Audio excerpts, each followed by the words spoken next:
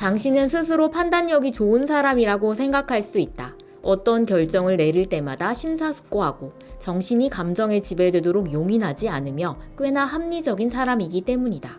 정말 그렇게 생각하시나요? 생각만큼 우리는 이성적인 존재가 아니에요. 누구나 인지편향을 가지고 있습니다. 인지편향은 뇌가 정보를 빠르고 효율적으로 처리하기 위해 사용하는 정신적인 단축키라고 볼 수 있어요. 예를 들어 뱀을 보면 겁을 먹고 도망가는 건 뱀에게 물리는 위험을 피하려는 진화적인 적응이에요. 인지편향 덕분에 위협을 피하거나 빠른 판단을 할 수 있는 장점이 있습니다. 하지만 인지편향 때문에 판단력이 흐려지고 성공에 필요한 행동에 방해를 받을 수도 있죠. 행동과학자 그레이스 로던의 책 5년 후 당신은에서 우리가 쉽게 빠지는 인지편향의 덫을 찾아봤습니다. 자신의 편향이 걸림돌이 될 수 있다는 걸 깨닫는 순간 생각과 행동을 바꿀 수 있습니다. 편향을 완화할 수 있는 행동과학적인 방법도 함께 얘기해 보겠습니다. 비슷한 사람에게 끌린다. 유사성 편향. 우리는 자신과 비슷한 사람들과 교류하는 경향이 있습니다. 자신이 듣고 싶은 말을 해주는 사람들과 비슷한 관점을 공유하면서 안도합니다. 주변 지인뿐 아니라 콘텐츠를 볼 때도 마찬가지예요. 유튜브 홈 화면을 보면 나의 관심사와 관점이 담긴 콘텐츠로만 도배가 됩니다. 알고리즘은 내가 무엇을 좋아하고 무엇에 관심이 많으며 어떤 스타일을 원하는지 파악하니까요. 알고리즘이 추천해주는 콘텐츠만 보다 보면 나의 생각은 더 강화되고 새로운 자극을 받기 어려워요. 유사한 사람들이나 콘텐츠들이 나에게 자극을 준다고 해도 별로 큰 차이가 없어요.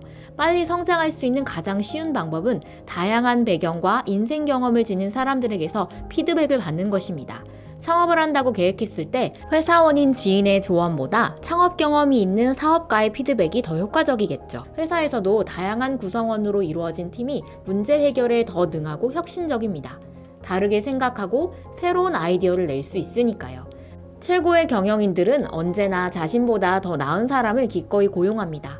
많은 경영자들이 자신보다 못하거나 비슷한 수준의 사람들을 곁에 두는 것과는 대비되죠. 이 경우 자신의 독단적인 결정만 더 강화되고 회사는 발전하기 힘듭니다. 새로운 기술을 배우거나 성장하고 싶다면 여러분보다 훨씬 더 많은 지식과 뛰어난 실력을 지닌 사람들과 어울리는 것이 도움이 됩니다. 굳이 군계 일학이 되려고 애쓸 필요가 없습니다. 그래봐야 더 이상 배울 게 없을 테니까요. 게다가 우리는 주변 사람들을 따라하기를 좋아합니다. 대부분 그 사실을 인식하지 못하고 스스로 알아서 하고 있다고 생각하죠. 이웃이 운동을 하고 자기 관리하는 데 시간을 보내면 나도 모르게 운동과 자기 개발에 관심이 생겨요. 명품백을 사고 외제차를 타는 사람이 주변에 있으면 나 역시 가격을 알아보고 매장에 한번 가보게 되는 거예요. 누구와 어울리느냐에 따라 우리의 행동과 기량이 바뀔 수 있다는 걸 알면 유사성 편향을 긍정적으로 활용할 수 있겠죠. 실패에 대한 예상이 실패 자체보다 더 괴롭다. 손실 회피 편향. 주식 투자를 한 사람들 대부분은 손해를 보면 돈을 벌었을 때보다 더 큰 아픔을 느껴요. 그래서 투자를 포기하거나 손실을 줄이기 위해 무리한 행동을 할 수도 있죠. 인간관계에 있어서도 거절을 당하는 두려움이 커서 자신의 의견을 숨기거나 양보할 때가 있습니다. 하지만 거절당하더라도 시도하는 영업사원이 더 많은 고객을 만나고 실적을 올립니다. 성공의 확률은 언제나 존재하니까요. 그 확률이 아무리 낮다 하더라도 믿져야 본전입니다. 왜 많은 사람이 성공 확률에 기대지 않을까요? 실패했을 때 예상되는 괴로움이 더 크게 느껴지기 때문이에요. 이전에 부정적인 경험까지 있다면 그 고통은 더합니다. 단지 실패할지 모른다는 생각만으로도 아예 시도조차 못할 수도 있어요. 손실회피 편향은 더 나아질 수 있는 기회를 앗아갑니다. 승진할 기회, 좋은 투자처를 찾을 기회, 좋아하는 사람과 데이트할 기회까지도 빼앗죠.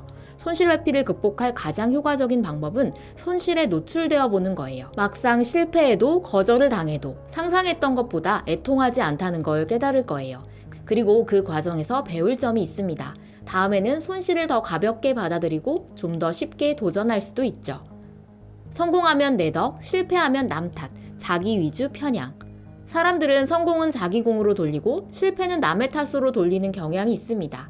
실패했을 때 빨리 회복할 수 있는 자기 합리화 방법이기도 합니다. 본질적으로 자신을 보호하기 위한 행동이에요. 하지만 내 잘못을 인정하지 않고 자기 위주 편향에 빠져 있다면 어떨까요? 반성의 기회를 놓치는 것은 물론 발전에 필요한 노력도 소홀히 할 수 있죠. 예를 들어 어떤 가수가 콘서트에서 노래와 춤을 제대로 소화하지 못한 상황이라면요. 공연 후에 자신의 실력을 탓하며 연습에 매진한 가수, 공연 당시 음향과 무대 등 환경을 탓하며 변명한 가수. 이 둘 중 어떤 가수가 후에 더 멋진 공연을 보여줄까요? 자기 반성과 노력을 꾀한 가수가 더 훌륭한 가수가 되리라는 사실은 모두가 알 수 있어요. 막상 우리의 일상에 이를 적용하기란 쉽지 않지만요. 실패라는 결과를 나의 책임으로 받아들이기는 어려운 일입니다. 그래서 그 어려운 행동을 해낸 소수만이 실력을 키워서 더 나은 방향으로 나아갈 수 있습니다. 스스로 발목을 잡지 않기 위해서 조심해야 할 인지 편향 3가지를 알아봤습니다. 비슷한 사람에게 끌리는 유사성 편향, 실패를 예상하며 괴로워하는 손실회피 편향, 성공은 내 탓, 실패는 남 탓으로 돌리는 자기 위주 편향. 이런 인지 편향들은 무의식 중에 발현됩니다. 그래서 중요한 결정을 해야 할 때 혹시 내가 이런 편향에 빠져 있진 않은지 한번 생각해 보세요. 인지 편향이라는 걸림돌을 걷어치우고 더 나은 삶을 향해 나아가시길 바랍니다. 더 나은 나를 만나는 책 이야기 북그로잉이었습니다. 시청해 주셔서 감사합니다.